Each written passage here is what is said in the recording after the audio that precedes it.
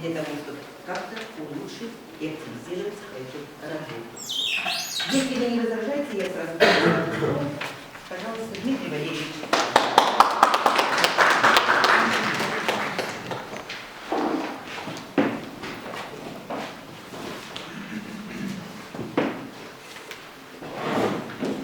Добрый день, уважаемые коллеги. Вашему вниманию будет предоставлен доклад, называется «Качественная характеристика граждан, выпущенных на военную службу». Я попрошу внимательно обратиться к теме именно призванных на военную службу. А он как будет? Дайте свет. Это те, которые призваны. Нормально видно? Уважаемые коллеги, сегодня вооруженные силы России оснащаются новейшими системами вооружения и военной техники. Для их эффективного применения, эксплуатации и обслуживания требуются подготовленные специалисты, в том числе и военнослужащие по призыву, получившие специальность в учебных заведениях.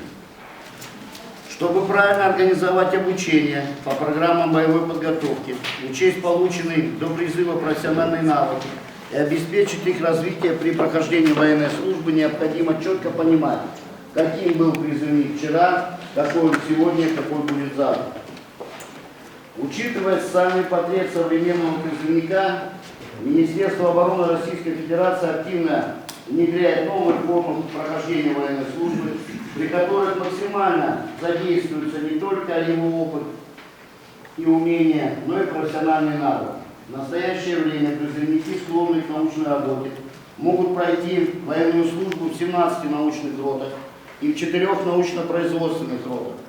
Новым шагом развития научных рот стало создание военно-инновационного технополиса АЭР в городе Анапа.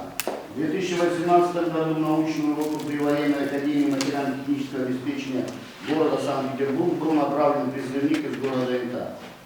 В этом году в технополис АЭР по итогам конкурса отбора для прохождения военной службы в научную роту будет направлен призывник из города Спирка. Анализ итогов призывов показывает, что за последние годы увеличилось количество граждан старших возрастов, призываемых на военную службу. Численность 18-летних граждан, направленных на военную службу, с 2014 года сократилась на 15%, а граждан в возрасте 20 лет и старше, наоборот, увеличилась на 11%.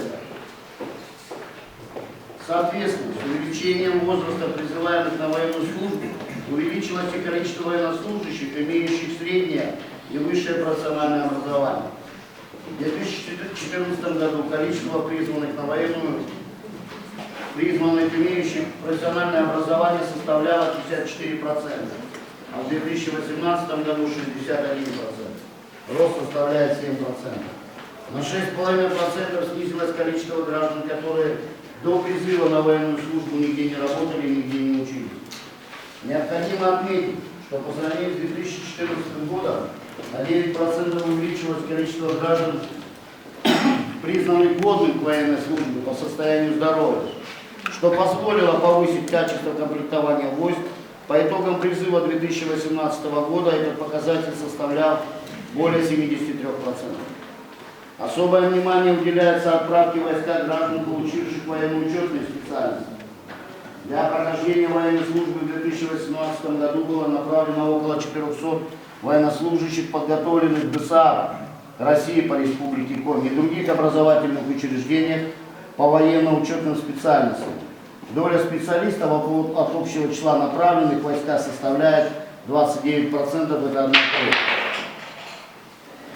На формирование социального портрета призывника непосредственно влияние оказывает отношение общества к службе в армии. Меры, принимаемые в республике, направлены на военно-патриотическое воспитание молодежи и повышение привлекательности военной службы, дают свои результаты.